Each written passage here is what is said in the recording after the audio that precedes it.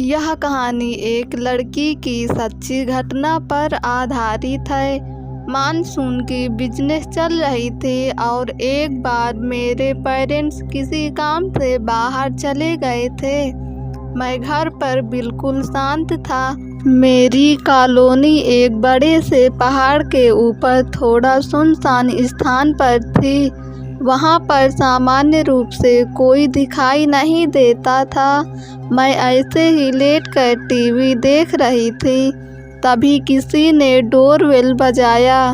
मैंने कोई आवाज़ नहीं दिया। चतुर्थ सामान्यतः उस चुभन में कोई दिखाई नहीं देता था, और अगर मेरी फैमिली है तो खुद ही डोर इनसाइड आ जाती है। तो दूसरी बार भी घंटी बजाई, लेकिन मैंने फिर भी ध्यान नहीं दिया। तीसरी बार मुझे डोरबेल दी तो मुझे लिटिल शक हुआ। मेरे घर के प्रवेश द्वार पर एक बड़ा सा लकड़ी का दरवाज़ा है और चारों ओर दरवाजे हैं, तो इस वजह से बाहर देखने का कोई मतलब भी नहीं पता कि हम अंदर हैं भी या नहीं। जब तक हम बहुत ज़ोर से शोर न मचा रहे हों, तब तीसरी बेल बजी तो मैं दरवाजे के पास वैल्यू स्टेक हो गया। कोई भी नॉर्मल 3 बार बेल बजा चलता है, लेकिन वो भी ज़ोर से डोर पीटना शुरू कर दिया, जिससे मैं बहुत ज़्यादा डर गया। तभी मुझे एक आदमी की भारी आवाज़ सुनाई दी। आदमी, मैं जानता हूँ तुम अंदर हो, चलो चलो बाहर आओ। उसकी आवाज़ सुनकर मेरा दिल लड़खड़ा गया, दहल उठा। मैं यही सोच रही थी कि उस आदमी को कैसे पता चला कि मैं अंदर हूँ। एक लंबी मछली पकड़ने वाली मशीन के बाद वो वहाँ से चला गया, लेकिन फिर भी मेरे अंदर इतनी गहराई नहीं थी कि मैं दरवाज़ा खोलकर बाहर देखूं। उसके बाद मैंने मम्मी पापा को कॉल किया और पूछा कि क्या कोई घर आने वाला था। उन्होंने मना किया कि कोई भी घर नहीं आने वाला था। मैंने देर से उस आदमी के बारे में कुछ सोचा, लेकिन फिर मैं टीवी देखने लगी। 2 घंटे बाद फिर से डोरबेल बजी। मैं फिर से डर गई।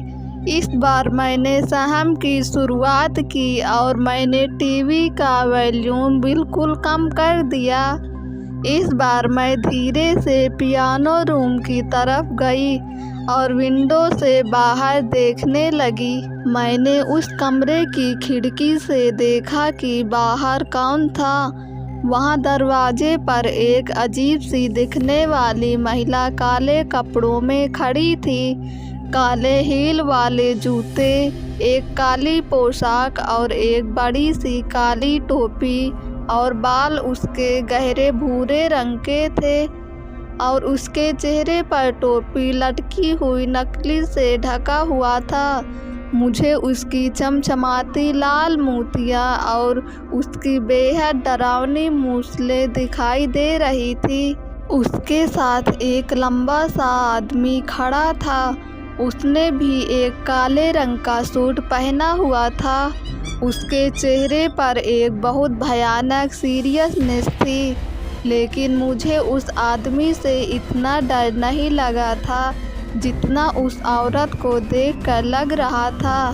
वो मेरे दरवाजे के सामने एक बेहद डरावनी हंसी लेकर खड़ी थी। कुछ देर तक जब मैंने दरवाज़ा नहीं खोला तो वो वहाँ से वापस जाने लगी। वो आदमी भी उसके पीछे पीछे चला गया। उस रात मैं सो ही नहीं पाई, बल्कि मुझे काफ़ी रातों तक मुझे ऐसा ही लगता रहा जैसे वो मेरे खिड़की के पास खड़ी है और मुझे घूरे जा रही है। मुझे आज तक पता नहीं लगा कि वो औरत और वो आदमी कौन थे। क्या पहले भी घंटी उन्होंने ही बजाई थी। दोस्तों, अगर आपको ये कहानी पसंद आई हो तो हमारे YouTube चैनल को सब्सक्राइब करके बेल आइकन को क्लिक कर दें ताकि वीडियो का नोटिफिकेशन सबसे पहले आप तक पहुँचे।